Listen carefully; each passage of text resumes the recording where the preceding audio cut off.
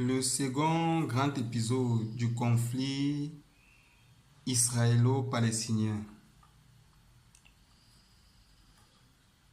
débute à partir de 1945,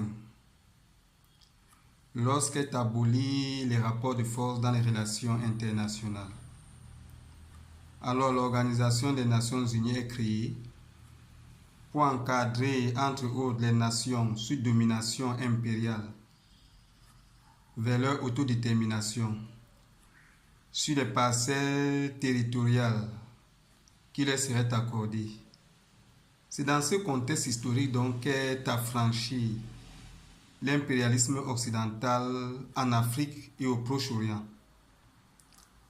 Les pays africains sous domination impériale occidentale vont entamer le processus d'autodétermination. Pareil pour les pays du Proche-Orient qui jadis intégraient l'Empire ottoman.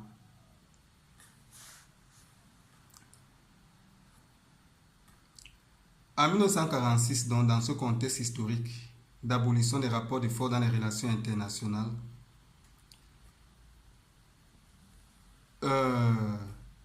l'emprise impériale britannique sur la Palestine cesse et l'Organisation des Nations Unies prend le contrôle de ce territoire et se charge d'accompagner les communautés palestiniennes et juives qui sont vers leur autodétermination. Et donc,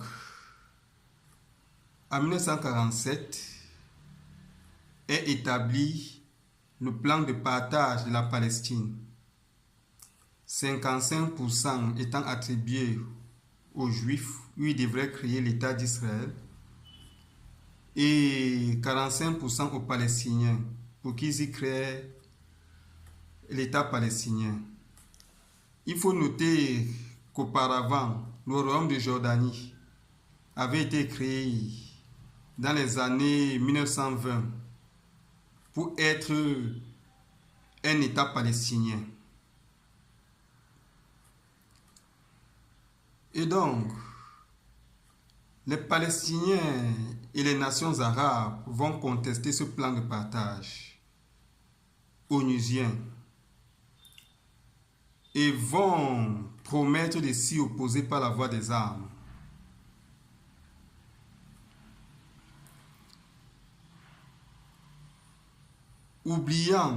Disant des Juifs qui seraient une communauté colonisatrice qui aurait conquis des terres palestiniennes, faisant ainsi référence aux promesses d'Arthur Balfour d'accorder aux Juifs une colonie de peuplement en Palestine après la chute de l'Empire ottoman. De ce fait, sectionnant ainsi le passé des relations israélo-palestiniennes d'avant 1945 et ne considérant que la partie de cette histoire-là qui commençait en 1917 avec la promesse d'une colonie de peuplement juif en Palestine, ignorant le contexte historique qui avait conditionné la présence palestinienne dans la région en 1935, donc, les Arabes vont entreprendre le projet de contestation de la création de l'État d'Israël. Le 14 mai 1948, donc, est proclamée la naissance de l'État d'Israël. Et immédiatement, une croisade arabe dans son ensemble, intégrant aussi la communauté palestinienne, est constituée contre l'État d'Israël. Ça sera le premier conflit israélo-arabe de 1948. 1948 et qui prendra fin en 1949. Et depuis ce conflit-là, la configuration des tensions israélo-arabes est pratiquement le même schéma, à savoir aux agressions armées arabes et palestiniennes. La réponse israélienne est systématiquement dans l'ensemble des conquêtes territoriales. Alors, une question mérite d'être posée. Est-ce que l'État d'Israël a raison de répondre aux agressions armées palestiniennes et arabes par des conquêtes territoriales? Eh bien, de mon point de vue, la réponse à cette question est oui. Parce que l'abolition des rapports de force dans les relations internationales, à partir de 1945, n'a rien prévu comme mesure dissuasive visant à protéger les nations victimes de toute agression internationale. Il revient donc à ces dernières d'inventer toutes les mesures qu'elles peuvent pour dissuader de toute agression internationale contre elles.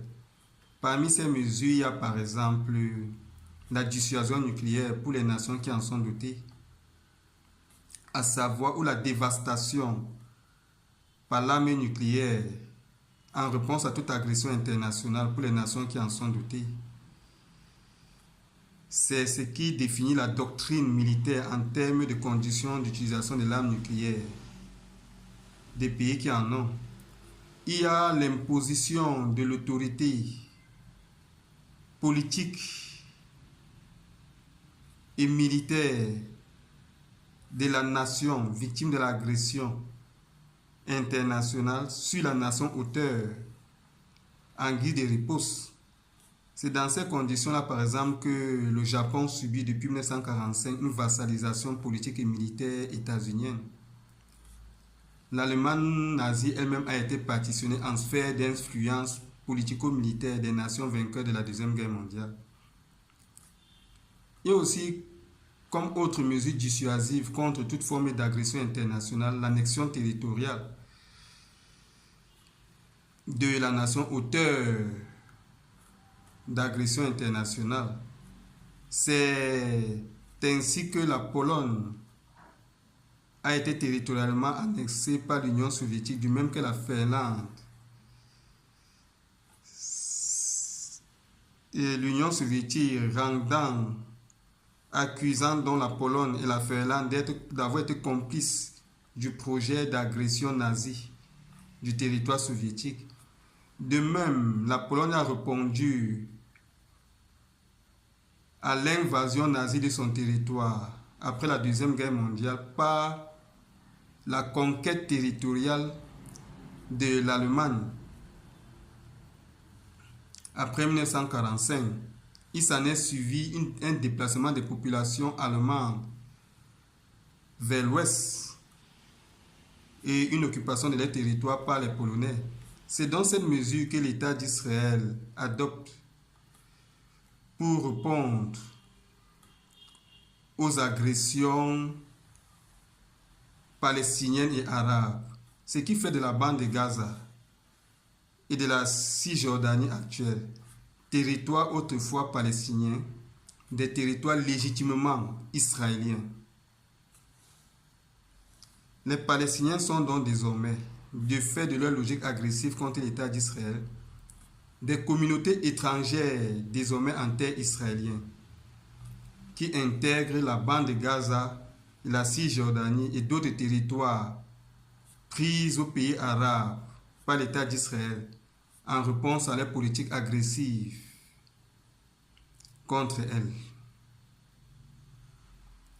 Voilà donc la conclusion du conflit israélo-arabe et palestinien au jour d'aujourd'hui.